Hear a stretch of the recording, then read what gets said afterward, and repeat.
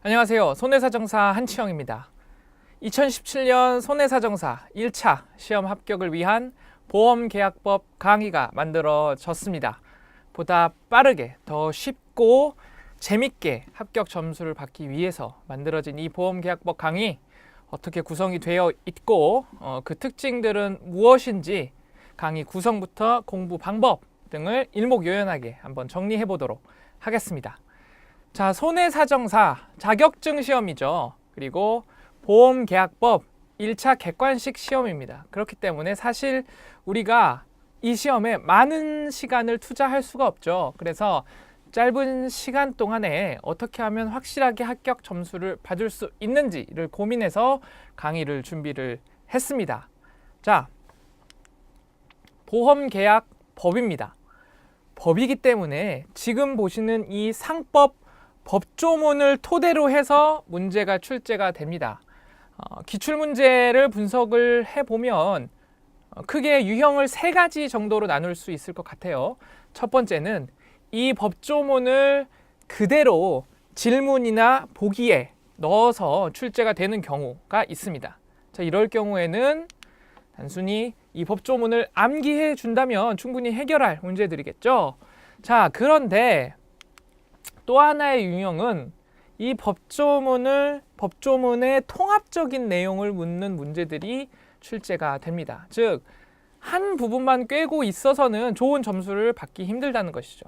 기본적으로 전반적인 구조와 개념을 충분히 알고 있어야 한다라는 말씀을 드리고 싶습니다. 자, 그리고 세 번째 유형은 법조문을 실제 사례 그리고 판례에 적용시키는 문제들이 출제가 되고 있습니다. 자, 이 2번과 3번 부분들 때문에 많은 분들이 이 계약법을 어려워하시지 않나 싶습니다. 법조문을 단순히 암기해야 되는 것이 아니라 이것들을 얼마만큼 올바르게 해석하고 적용하는지를 묻는 일종의 응용력을 테스트하는 시험이기 때문에 더 그런데요. 그러면 어떻게 이 법조문과 함께 기본 개념 그리고 응용력을 한꺼번에 습득을 할 수 있는지 한번 알아보도록 하겠습니다.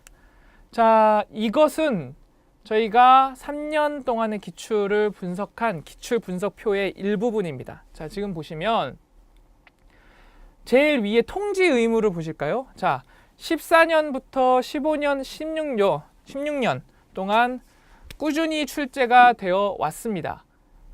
특히나 이 신체 재물 손해사정사로 통합된 이 15년도부터는 그 비중이 늘어난 것을 보실 수가 있는데요.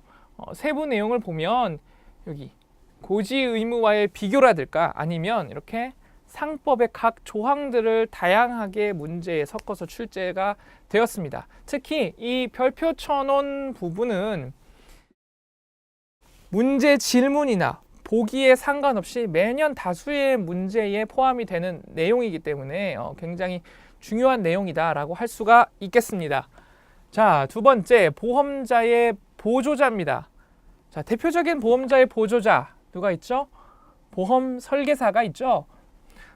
우리가 이 보험 설계사에게 보험을 가입을 합니다. 그리고 사고가 발생하면 보험금을 받게 되는데 현실적으로 이 과정에서 많은 문제들이 이제 사회적으로 발생을 하고 있죠. 그래서 실무적으로 굉장히 중요한 파트라고 할 수가 있습니다. 그런데 보시면 14년도, 15년도 출제가 되었는데 작년 이제 16년도에 출제가 이제 되지 않았어요. 그래서 그 말은 올해 이제 17년도에 출제가 될 수도 있지 않을까라고 한번 예상을 해볼 수 있는 부분입니다. 그래서 이러한 기출 분석표를 통해서 이렇게 시기적으로 출제가 예상되는 내용이라든지 시기를 막론하고 항상 출제가 되는 중요한 내용이라든지 이러한 내용들을 토대로 강의를 준비를 했습니다. 그렇기 때문에 굉장히 효율적인 강의다라고 말씀을 드리고 싶습니다. 자, 아까 보시는 법조문 그림입니다. 제가 법조문을 계속해서 강조를 드리고 있습니다. 그래서 강의가 진행될 때도 이 법조문을 항상 옆에 두고 이 법조문을 해석하고 적용하는 것을 자연스럽게 반복이 됩니다. 그래서 여러분들께서 시간이 지나면 이 법조문에 익숙해지고 마음껏 이 법조문을 가지고 놀 수 있도록 강의를 준비를 했습니다. 그래서 이론이나 문제풀이가 진행이 될 때 이 법조문을 항상 다룬다는 것 알고 계시면 되겠습니다. 자, 그렇다면 강의의 구성은 어떻게 되느냐? 제 강의는 한 강의에 약 30분 동안 진행이 됩니다. 그래서 이론 강의 30강, 문제풀이 20강, 파이널 핵심 정리 10강으로 해서 구성이 됩니다. 자, 다른 곳의 강의에 비해서 한 강의에 30분이기 때문에 이게 분량이 부족하지 않을까? 라고 생각하시는 분들이 계실 수 있습니다. 하지만 그만큼 기출을 정확히 분석했고 정말 중요한 내용만을 담고 정리해서 강의를 준비를 했습니다. 그리고 그러면서도 그 안에 개념을 설명할 때는 굉장히 이해하기 쉽도록 준비를 했기 때문에 그 내용 면에서는 결코 부족한 점이 없고 오히려 템포가 빠른 만큼 효율적이고 탄탄한 강의다라는 점을 말씀드리고 싶습니다. 자, 한 강의 30분이 진행된다고 말씀을 드렸어요. 그러면 이 30분 동안 어떻게 진행이 되느냐? 자, 첫 번째 이론 부분에서는 한 주제를 가지고 쭉 이야기를 풀어나가듯이 진행이 됩니다. 그리고 그게 끝나면 저와 함께 이 교재와 법 조문을 보면서 중요한 부분들을 다시 체크해 나가실 거예요. 그리고 이때 뭐 밑줄 칠 부분이라든가 아니면 따로 색칠할 부분이라든가 이런 것들은 제가 따로 말씀을 드립니다. 그리고 강의가 끝났을 때도 이 화면에 나오는 어떤 자료들을 제가 정리해서 따로 업로드를 해드리기 때문에 강의를 들으실 때는 필기하실 부담감 놓으시고 편하게 따라오시면서 강의를 들으시면 되겠습니다. 자, 그렇다면 어떤 분들이 이 강의를 들으면 좋으냐? 자, 이론 강의, 문제풀이, 그리고 핵심 정리 이 모든 과정이 하루에 약 2시간 정도의 분량이 업로드가 됩니다. 그럼 여러분들이 공부하실 때 이 영상을 보시고 보시는 2시간 그리고 복습하시는 시간 1시간 해서 하루에 3시간 해서 8주 만에 개념 그리고 문제풀이 그리고 기출 유형 파악을 동시에 가져가실 수 있도록 준비를 했습니다.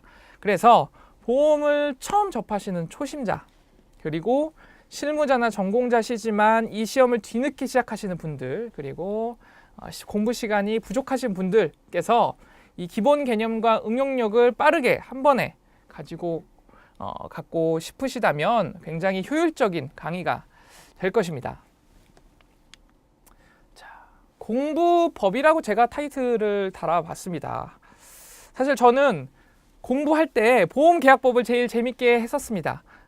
다른 법들과는 다르게 이 13페이지의 법조문을 가지고 다양하게 해석하고 적용하는 것이 굉장히 좀 재밌었던 것 같아요. 그래서 결과적으로는 보험계약법을 가장 좋은 점수를 받았습니다.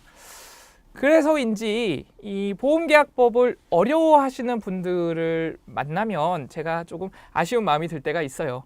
일단은 분량을 조금 너무 많다고 생각하시는데 사실 알고 보면 법조문 자체는 13페이지 밖에 되지 않습니다. 문제는 이걸 잘 가지고 노는 것이기 때문에 저는 공부할 때 오히려 분량은 굉장히 쉽게 생각을 했었어요. 그래서 이 13페이지 장수로 하면 6, 7장 밖에 되지 않거든요.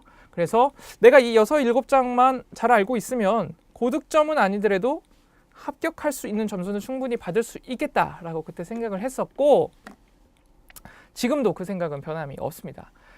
자, 그리고 두 번째는 그렇기 때문에 초반에 여러분들께서 개념 정리만 확실히 해 놓으시면 중후반 가서는 다른 과목에 특히 암기 과목에 투자를 많이 하시고 보험계약법은 문제풀이 위주로 감각을 유지해 나가는 식으로 해서 시험 직전까지 준비를 하시면 아주 효율적인 시험 대비가 이제 될 겁니다. 제 강의도 그런 컨셉으로 준비가 됐습니다. 그래서 8주 동안 저를 믿고 따라오시면 자연스럽게 반드시 합격을 하실 수 있을 겁니다. 자, 그러면 이제 여러분들이 저와 약속하실 3가지가 이제 있어요. 자, 하나는 제가 법조문을 항상 강조를 드립니다. 법조문에서 모든 게 나온다고 했죠. 그리고 법조문을 알고 있으면 내가 시험장에서 모르는 문제를 만나도 이거를 풀 수 있는 시도를 할 수 있습니다. 그러나 법조문을 모르면 내가 시도조차 할 수가 없습니다. 그렇기 때문에 반드시 이 법조문을 항상 옆에 두시고 외워주시기 바랍니다. 자, 두 번째. 강의가 끝나면 반드시 A4 용지에 그날의 내용을 여러분들의 스타일로 정리하고 그림을 한번 그려보시기 바랍니다.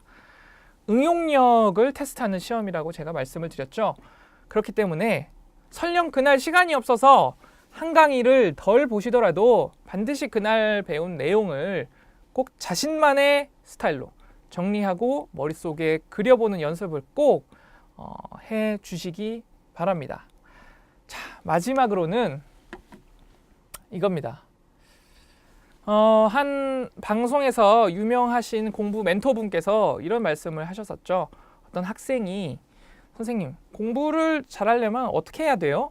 라고 물어보니까 그분이 하신 말씀이 일단 여러분은 공부를 안 해요 라고 하셨었죠.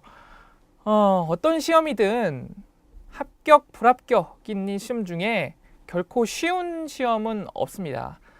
저도 일하면서 공부를 해봤기 때문에 시간적으로 그리고 몸적으로 그리고 마음적으로 힘든 부분은 잘 알고 있습니다. 하지만 그것을 핑계로 공부가 아닌 흉내를 낸다면 그 기간 동안 굉장한 에너지 낭비가 되고 결국에는 불합격을 하고 그러면 또 스트레스를 받고 그럴 바에는 그냥 그 시간에 푹 주무시고 다음날 좋은 컨디션으로 업무를 보시거나 다른 일을 하시는 것이 훨씬 낫습니다.